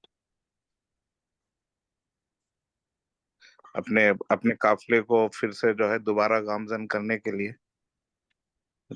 دیکھیے, میں نے اشارتاً میں نے کچھ باتیں بتائیں آپ کو کہ وہ فضا پیدا کر. پہلا کام یہ ہے کہ ہم وہ فضا پیدا کریں جس میں انسانی صلاحیتیں آزادی کے ساتھ پنپتی ہیں, آگے بڑھتی ہیں, ڈیولپ ہوتی ہیں, اور انسانوں کو اپنے عزائم کے حاصل کرنے کے لیے انسینٹیو ملتا ہے. ہم اپنے معاشرے کے اندر ایسی تحریکیں شروع کریں جس میں کہ انصاف کا بول بالا ہو. ہم انصاف کے لیے لڑنے والے ہوں, کھڑے ہونے والے ہوں, کہنے والے ہوں کہ بھائی انصاف قائم ہونا چاہیے ہمارے ساتھ بھی, دوسروں کے ساتھ. یہ گویا کسی, اگر آپ کسی تحریک سے وابستہ ہیں تو اس تحریک کے کرنے کا کام گویا یہ ہے. لیکن جو بات ہم انڈیویجولی کر سکتے ہیں وہ دیکھیے, قرآن کا یہ بہت سب سے بڑا تھیم قرآن کے اندر یہ ہے کہ وہ کائنات پر غور و فکر کرنا سکھاتا ہے. آپ کو کہتا ہے کہ غور کیجیے, فکر کیجیے, نتائج نکالیے, وغیرہ وغیرہ. تو یہ جو اس کی ایک شکل علم کے مختلف میدانوں میں ریسرچ و تحقیق ہے, اس کی ایک شکل, میں وہی شکل نہیں کہہ رہا. تو دو باتیں ہمیں کرنی چاہیے. ایک تو یہ کہ ایک ایسی تحریک کھڑی ہو جو ہمیں قرآن سے اس طرح سے وابستہ کرے, قرآن کے تھیمز کو لے کر ہم قرآن کو گویا کہ قرآن کے تھیمز کو انڈرسٹینڈ کریں, اور جب انڈرسٹینڈنگ ہماری ہو جائے تو اس وقت دنیا میں جو وسائل موجود ہیں ان کے ذریعے ان تھیمز کو امپلیمنٹ کرنے کی کوشش کریں. یہ ہمارا انڈیویجول کام بھی ہو سکتا ہے اور اجتماعی کام بھی ہوتا ہے. یہ کوشش کی جائے تو یہ اجتماعی مقاصد بھی بن سکتے ہیں, یعنی جماعتیں بھی اس کو بنا سکتی ہیں. یعنی حصول علم اور ان کے علم کو حاصل کرنے کی کوشش, اور پھر اس کائنات کے علم کو حاصل کرنے کی کوشش. آزادی فکر, آزادی اظہار, جو دنیا میں کہیں ہو رہا ہے اس کو سمجھنا, اس کو غور و خوض کرنا, یہ بہت ضروری چیز ہے. جب تک یہ نہیں ہوگا ہم ترقی یافتہ قوم بننے کی طرف پیش قدمی نہیں کر سکیں گے. تو یہ جاننا بہت ضروری ہے. دیکھیے, یہ آپ یہ سمجھیں, میں آپ کو سے دو مثالیں دوں. ایک کریکٹر تھا رسول اللہ صلی اللہ علیہ وسلم کے زمانے سے ذرا پہلے کا, اس کا نام تھا حاتم طائی. حاتم طائی کے بارے میں مشہور ہے کہ بڑا ڈونیشن دیا کرتا, اور ایسا کریکٹر تھا وہ کہ جب ہم نے پڑھا, ہم سب نے جب بھی پڑھا, ہمیں لگا کہ وہ اسلامی سوسائٹی کا ہی کردار تھا. یعنی اسلام نے, مسلمان نے اس کو ایسا اپنایا جیسا کہ اس کا اپنا ہے, جیسے اس کا اپنا کریکٹر ہے. اسی طریقے سے نوشیروان عادل کے نام سے مشہور, جو کہ غیر مسلم تھا لیکن اس کا عادل مشہور تھا, تو ہم نے اس کو ہم نے پکڑ لیا, اس کو اپنا لیا. تو ہمیں دوسروں کی چیزیں جو ہماری ویلیوز سے ٹکراتی نہ ہو بلکہ ہماری ویلیوز کے عین مطابق ہوں, ان کو ہمیں اپنانا چاہیے. اس میں ہوگا کیا؟ اس میں یہ ہوگا کہ اے بظاہر وہ لوگ جو کہ غیر مسلم ہیں, انہوں نے بہت اچھے کچھ کام کیے ہیں, تو ان کو ہم اپنائیں گے. اس سے کیا ہوگا؟ اس کے نتیجے میں ہمارے اندر ایک قسم کی فکری وسعت پیدا ہوگی, اور فکری وسعت پیدا ہونا ترقی کا پہلا کام ہوتا ہے, پہلا قدم. تو یہ کیجیے. اور سائنس, ٹیکنالوجی اور دوسرے جو علوم ہیں, نان سائنس علوم ہیں, ان میں انوویٹیولی ان کو پڑھنے، ان کو سمجھنے، ان میں کام کرنے کی صلاحیت اپنے اندر پیدا کیجیے اور کوشش کیجیے آپ کی نسلوں میں پیدا ہو. یہ بہت ضروری ہے. اس میں ایک چیز بتا دوں کہ مطالعہ بہت ضروری. مطالعہ صرف اس لٹریچر کا نہیں جو ہمیں ملتا ہے، بلکہ اس جو دنیا میں جو کچھ ہو رہا ہے سب کو پڑھیے، سب کا مطالعہ کیجیے. پہلا قدم ہے آپ کی ترقی کی طرف آگے بڑھنے کا. اسی چیز کو اس بنا پر مت چھوڑیے کہ یہ کہیں اور سے آ رہے، ہمارے یہاں سے نہیں آ رہے. نہیں، ہمارے اللہ نے انسان کو بنایا اس طرح سے کہ اس کی تمام کام غلط نہیں ہو سکتے. کچھ کام غلط ہو سکتے ہیں، بہت سے کام اس کے صحیح ہوں گے. ان صحیح کاموں کو پکڑنا چاہیے، پہچاننا چاہیے. یہ میرا خیال ہے چند ایک کام ہے جو جن کا ہمیں آغاز کرنا چاہیے. لیکن اس وقت کی جو سرگرمیاں ہیں ان میں ان کا کوئی مقام نہیں ہے. کوشش کیجیے اپنی بھی سطح پر کہ ان کو کوئی مقام حاصل ہو جائے. جی جزاک اللہ خیر.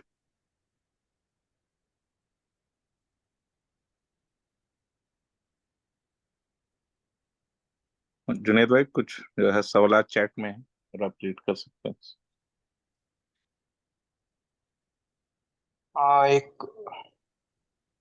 ایک کویشچن ہے چیٹ میں، آئی تھنک کویشچن تو نہیں ہے، ریکویسٹ ہے. اگر ممکن ہو تو مختصر الفاظ میں اپنی کتاب کا خلاصہ و لب لباب پیش کرنے کی زحمت فرمائیں. آئی تھنک یہی تھا وہ پورا سیشن تو، نہیں بٹ آئی ایک ڈونٹ نو اور اف یو وانٹ ٹو سوال ہے. Add something more. نہیں جو سوال ہے کہ آپ کے حساب سے قافلہ کب سے لوٹنا یا کب سے لوٹا، مطلب ٹائم لائن کے بارے اچھا، میں. جی یعنی مجھ سے ٹائم لائن پوچھ رہے ہیں آپ؟ نہیں، کب سے لوٹا. جی یہ ہاں ایسا کون سا ایونٹ تھا وین یو کین سے کہ یہاں سے قافلہ لٹنا اسٹارٹ ہو گیا؟ نہیں دیکھیے، ایسا ہوتا نہیں. تاریخ میں ایسا نہیں ہوا کرتا. چھوٹے چھوٹے واقعات ہوتے ہیں جو مل کے بنتے ہیں، مل کے ایکومولیٹ ہوتے ہیں، اور پھر وہ کسی قوم کی راہ کو چینج کر دیتے ہیں، اس کے راستے کو چینج کر دیتے ہیں. تو ایک کسی واقعے کو بتانا مشکل ہوتا ہے، از ڈیفیکلٹ. لیکن اتنی تو بات طے ہے کہ یہ جو میں نے آپ کو جو مثالیں دی ہیں، آپ کو 3 بڑے بڑے بادشاہ آنے وقت ان کا کوئی مد مقابل نہیں تھا.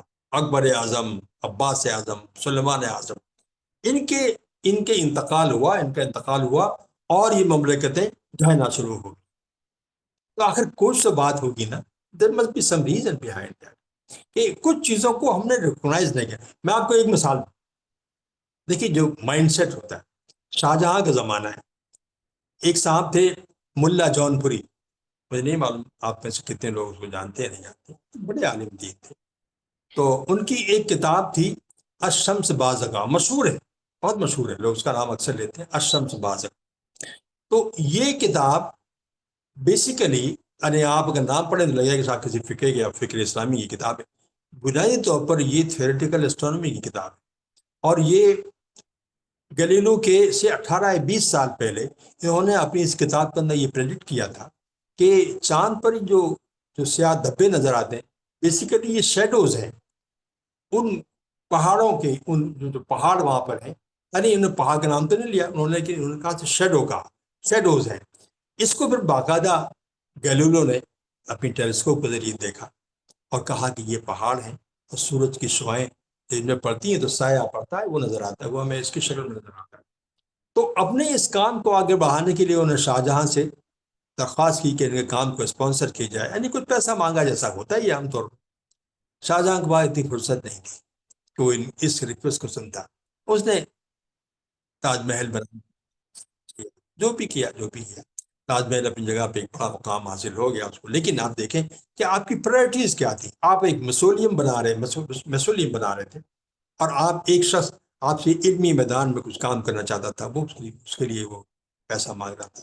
لیکن یہ ہماری مینٹلٹی تھی. تو دیکھیے یہ جو مائنڈ سیٹ ہے یہ ایک دم نہیں ہوا، بلکہ آہستہ آہستہ ہوا کرتا ہے. آہستہ ہوا اور ڈیوریشن ہوا، اور پوری قوم جو ہے وہ گویا کہ اس سے متاثر ہو گئی. تو اب ایک بات جو کبھی میں سنتا ہوں یہ ہے کہ قرآن کریم سے انوویٹو تعلق اگر قائم رہا ہوتا یا رہے آئندہ، انوویٹو تعلق کہہ رہا ہوں، کسی ایک فرد واحد کی تفسیر سے نہیں، قرآن کریم سے راست تعلق. آپ چاہے عربی جانتے ہیں یا نہیں جانتے، قرآن کے اندر یہ سکت ہے، یہ صلاحیت ہے، یہ قوت ہے کہ آپ کو اپنی لمیٹڈ انداز میں ہی صحیح لیکن آپ کو وہ قوتیں فراہم کر دیتا ہے آپ کے نقطۂ نظر میں، آپ کی زبان کے اندر، آپ کی فکر کے اندر، کہ جو ایک ترقی، جہاں آپ پھر لوگوں کو ایویلویٹ کرنے لگتے ہیں، آپ اس پوزیشن میں آتے ہیں کہ پہچان سکے کون کہاں جا رہا ہے، کون کس سے کیا غلطی ہو رہی ہے، وغیرہ وغیرہ۔ تو دیکھیے یہ ہمارے ہاں کم ہوتا گیا۔ ہمارے یہاں ہوا یہ، ہم نے کتابیں پڑھی، علماء بزرگوں کی کتابوں پر زیادہ زور دیا۔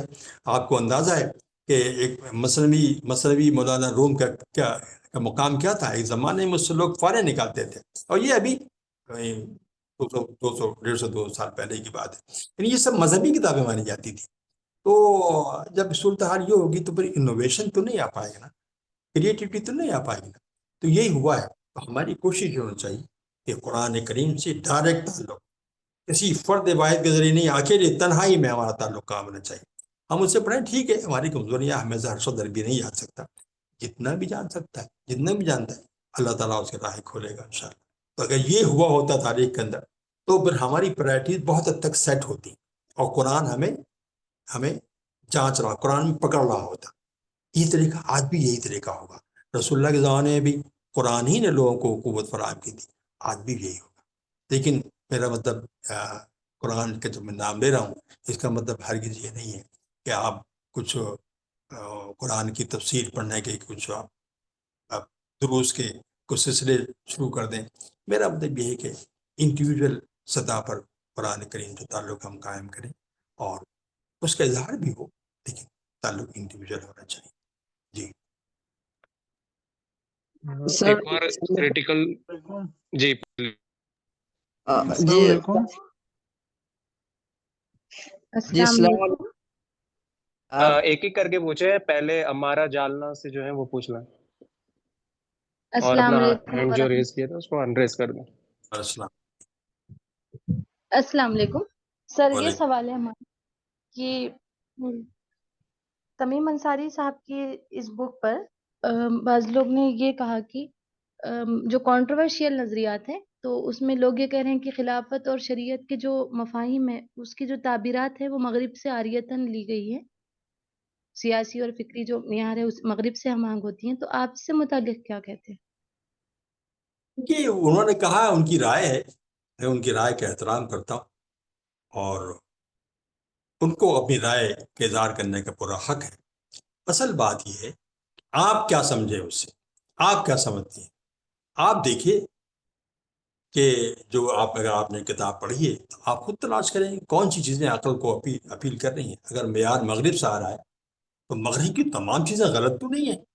ہم بیسیکلی اس وقت مغرب ہی میں رہ رہے ہیں، آپ کہیں بھی رہے، سب مغرب کے دور میں ہم گزر رہے ہیں، ہم مغربی ہی لوگ ہیں اس وقت، مغربی ہم پر ڈومینیٹ کیا ہوا ہے ہر اعتبار سے۔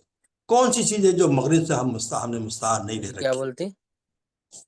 کون پھوٹی سی چیز ہے قسمت جو بولتے ہیں، قسمت لے اچھی نہیں دیکھو اس کی، کب جگہ تکلیف میں رہتا ہے، اسے کیا بولتے ہیں؟ پھوٹی قسمت بولتے ہیں۔ آگے کیا ہے؟ رکھی؟ یہ کچھ ڈسٹربنس ہو رہا ہے شاید۔ جی میں نے میوٹ کر دیا۔ جی شہزاد بھائی سب کو میوٹ کر دیجیے، اور کوشچن صرف چیٹ سے لیجیے پھر ابھی۔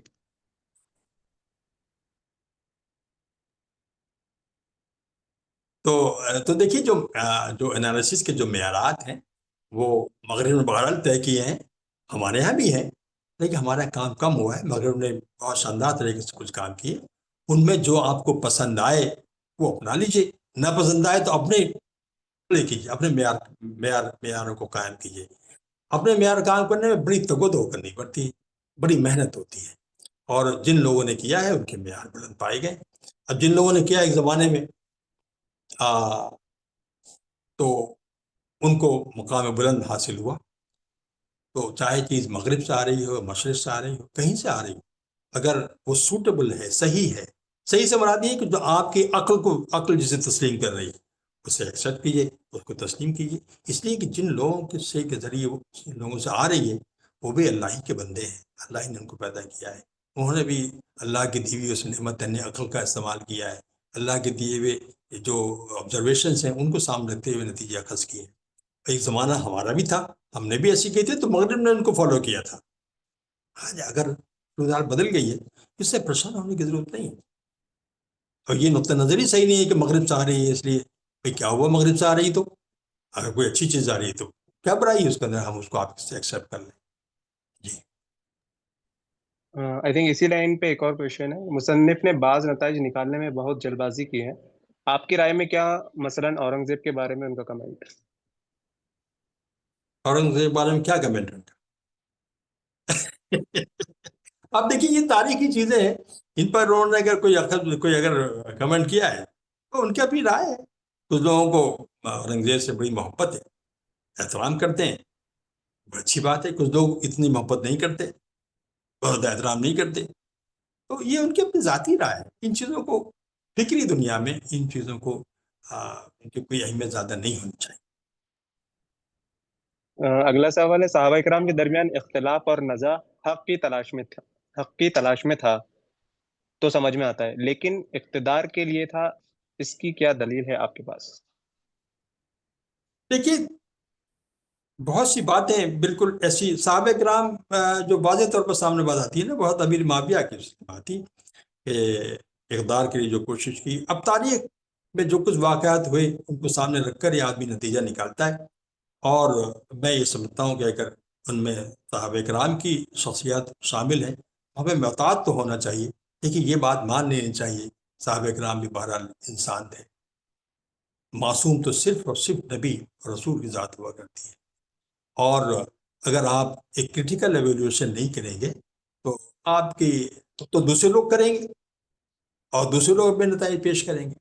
ہم جب کرٹیکلی ایویلیوٹ کریں گے تو یہ کہہ سکتے ہیں صاحب دیکھیے جستجو جو تھی بیسیکلی وہ حق کی تھی، حق کی تلاش. یعنی جو حضرت عثمان کا جو شہادت ہوئی اور حضرت امیر معاویہ نے جو مطالبہ کیا کہ ان کے قاتلوں کو سزا دی جائے، تو یہ مطالبہ غلط تو نہیں تھا، صحیح تھا.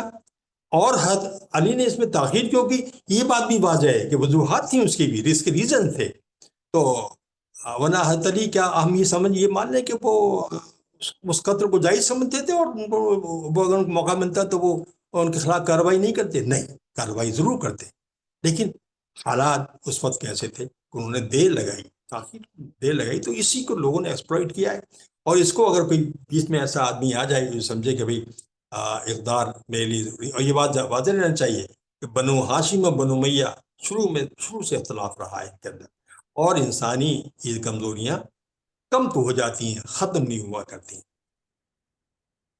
تو باقی اس زیادہ نہ مجھے کہنا چاہیے نہ میں کہہ سکتا ہوں. میں اس پوزیشن میں بھی نہیں ہوں کہ میں اس میں کچھ کہوں، لیکن دونوں ہستیاں ہمارے قابل احترام ہیں. اللہ تعالیٰ ان کے درجے فرمائے. سر ایک there's اہم an- سوال آیا اس میں، جنید میں لیتا ہوں، رکیے. سر ایک اہم سوال آیا کہ مغرب نے صحیح راستہ یا اصول اپنائے جیسے ریسرچ، علم کا راستہ اور رائے کی آزادی، تو ان کو عروج ملا. تو ان کے مقابل میں جن کو عروج نہیں مل رہا، تو کیا یہ کہا جا سکتا ہے کہ ان اداروں کے راستے میں مسئلہ ہے؟ دیکھیے جنہوں نے آزادی کو اپنایا، آزادی کو پروموٹ کیا، اس کے فروٹ تو ان کو ملے، ان کے فروٹ تو ملے. مغرب نے بھی اس کو اپنایا اور ان کو فروٹ ان کو حاصل ہوئے. ہمارے ہاں تو سب سے زیادہ متاثر کوئی چیز اگر ہوئی ہے تو یہ حقوق ہے، حقوق کی پامالی ہے.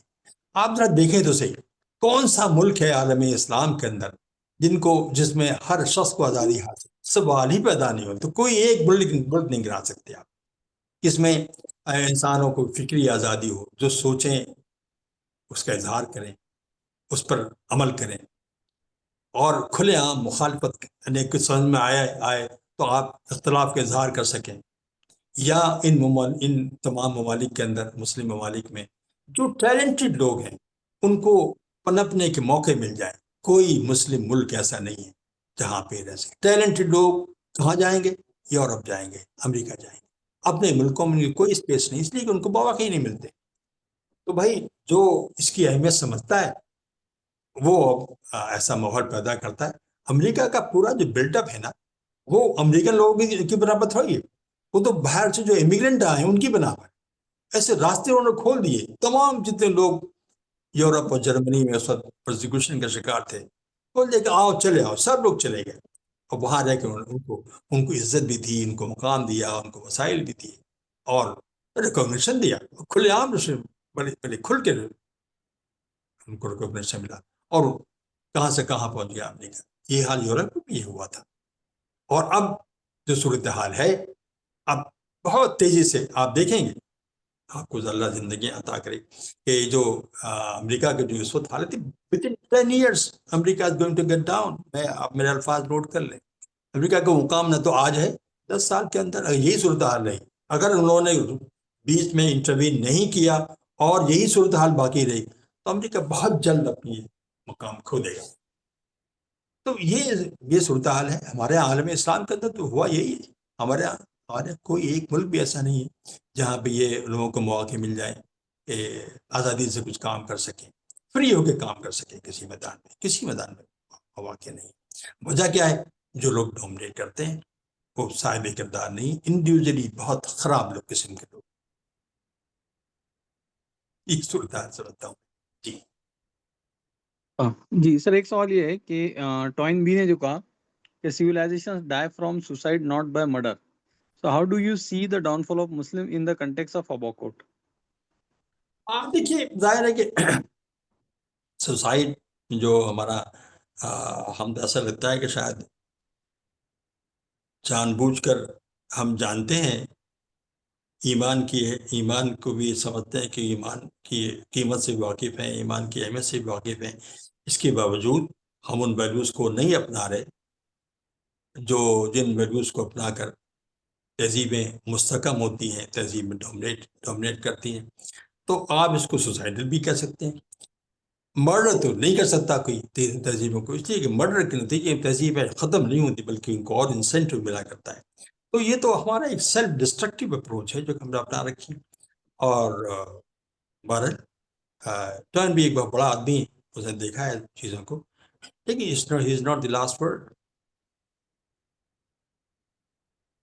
جی جی سر، ایک سوال ہے، can you please suggest some other books on the history of Islam and Muslims? دیکھیے، ایک ہے history means history of events. تو ہسٹری آف ایونٹ تو لوگوں نے لکھی ہیں، اور سویلائزیشن کی ہسٹری آف ایونٹس نہیں ہوا کرتی، بلکہ ایونٹس کے جدوں میں جو ڈیولپمنٹ ہو رہے تھے ان کی ہسٹری ہوتی. تو اب وہ اتنی ٹیکنیکل چیزیں ہیں جو کہ میرے لیے بھی سمجھنا مشکل ہوا ہے، جس پہ ان کو نوبل پرائز نہیں بلکہ فیصل ایوارڈ ملا تھا. ایک ترک نژاد ہے نا، جو جرمنی میں رہتے تھے، کام کرتے تھے، ان کو فیصل ایوارڈ ملا تھا. فواد سازگین. تو انہوں نے ہسٹری آف سائنس پہ کام کیا تھا. چھوٹی چھوٹی کتابیں کچھ انگریزوں نے لکھی. مثال کے طور پر آپ 2 کتابیں میرے ذہن میں آتی ہیں اس وقت. ایک مشہور فزسسٹ ہے، دیکھیے دونوں کے آتھر کے نام مس کر رہا ہوں، لیکن دونوں کتابیں اتفاق سے میری لائبریری میں موجود ہیں. تو اگر آپ کوئی صاحب مجھ سے پوچھیں گے تو مجھے ای میل کر دیجیے، میں آپ کو نام پورے بتا دوں. جی انشاءاللہ میں بعد میں آپ سے لے کر شیئر کر دیتا ہوں. دے دیجیے جی، آپ شیئر کر لیجیے گا. جی جی ایک اور سوال ہے سر، اسلامی جی تحریکات ہمیشہ عروج کی کوشش کے بجائے صرف کام کیے جانے پر زور دیتی ہے. کیا اس وجہ سے نتائج پر زور نہیں دے پاتے اور عروج حاصل نہیں کر پاتے؟ دیکھیے، یہ تو ایک صرف کام پر توجہ دیتی ہیں اور عروج کی بات نہیں کرتی. یہ ایک شاعرانہ سی بات ہے. کوئی کام بغیر نتائج سامنے رکھتے ہوئے، بغیر نتائج کی تمنا کرتے ہوئے ہوتا نہیں ہے. سمجھے؟ کام اور کام. بھائی کام کا کچھ حاصل بھی تو ہونا چاہیے نا، کہ آپ حاصل کیا کرنا چاہتے ہیں.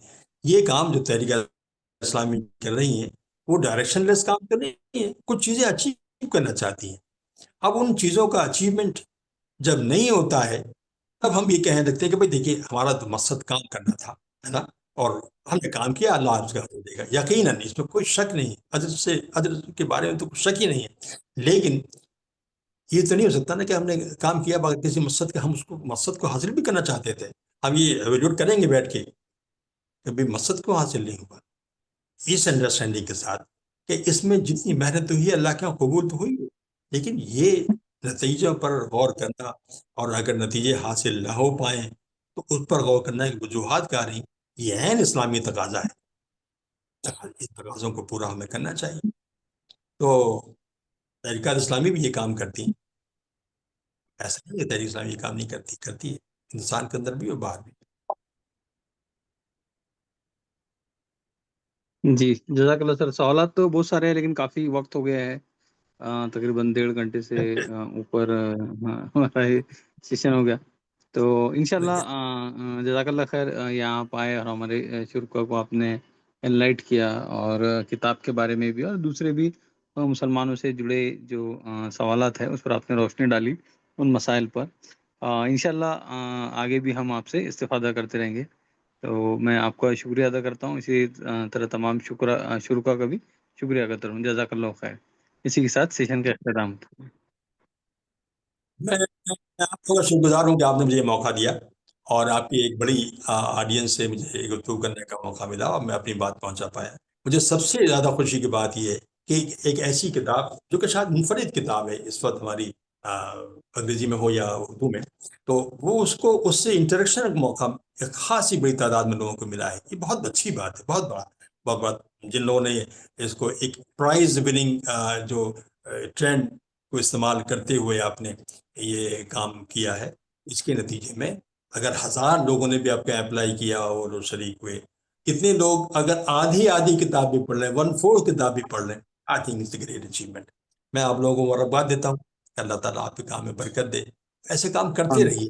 دیکھیے یہ بہت ضروری کام ہے، اور اس میں بڑی برکتیں ہیں اس کے اندر انشاءاللہ۔ پڑھنا جو ہوتا ہے نا، پڑھنا اور سمجھنا، یہ ہمیشہ رنگ لاتا ہے، انشاءاللہ رنگ لائے گا۔ شکریہ آپ کا بہت۔ انشاءاللہ جزاک اللہ۔